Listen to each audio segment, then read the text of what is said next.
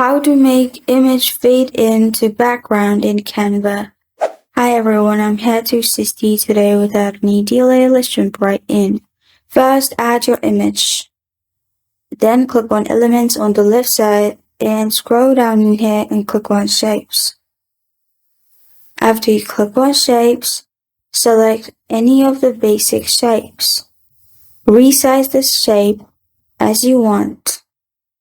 After you've done this, click on Color at the top. Here, click on Add New Color. Choose Gradient. Click on Add a new gradient color.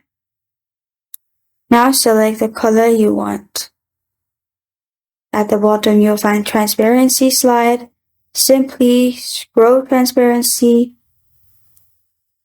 how much you want. As you can see in this way, you can change color as you want as well and change the transparency of it.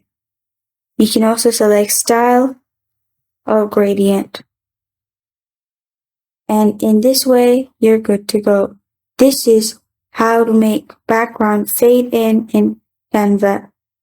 Thank you for joining me today. If this video helps you out, please leave a like and subscribe for more. Got a question or want to suggest a topic, comment below. Thank you for watching.